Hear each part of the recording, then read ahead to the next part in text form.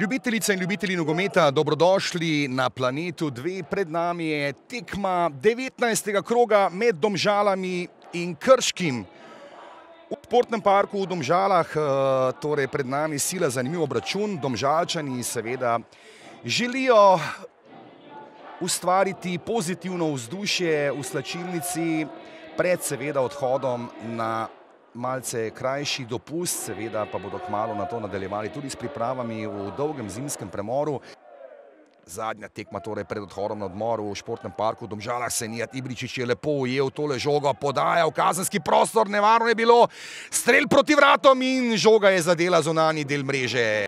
Še je, zdaj podaja do Melnjaka, Melnjak s predložkom do in dva sta zamudila, zdaj priložnost. Do žoge tudi Matija Rom. Matija Rom, ali bo Srečković hitrejši od Roma? Srečković in dobro ukrepanje dobrovoljca. Vukušić, tam je Volaš. Tudi Da Silva je pripravljen, ali bo to direkten strel v vrata. Strel Volaša in rešili so se zdaj Domžalčani. Na klopi tudi Nermin Hodžić pa Derek Kobi Moris. Poleg tega tudi branilec Sikošek. No, tukaj zdaj je moral hitro izbijati Dario Melnjak. 40 točk. No, zdaj pa gol v Domžalah. Gol v Domžalah, Dario Melnjak pa zadeva v 72. minuti. Za domžalski klub v prvi ligi Telekoma Slovenije. In v tem tekmovanju je, kot sem že danes omenjal, je in gol.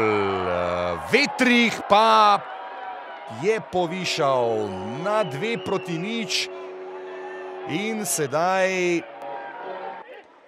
12-krat je dosegel gol. Ali zdaj je možnost za znižanje rezultata? Dalibor Volaš in Dalibor Volaš. Ne, kot kaže, gol ne velja.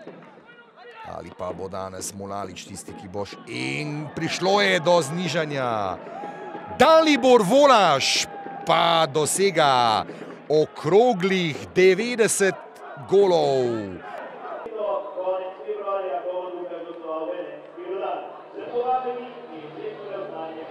Ja, vedeli smo nekako, kako bo tekma potekala, kar pomeni, da bo treba biti potrpežljiv. Zelo težko igrišče za nekako vse stvari, kjer smo hoteli priti skozi. Jaz mislim, da se je ta potrpežljivost nekako izplačala. Zelo sem vesel, da smo nekako pozitivno zaključili to sezono, ki je bila zelo težka, ampak na koncu mislim, da 3 točke zasluženo in nekako gremo na odmor. Potem pa mislim, da imamo marsikaj za popraviti, nekako selekcionirati in nekako se dobro pripraviti na spomladanski del.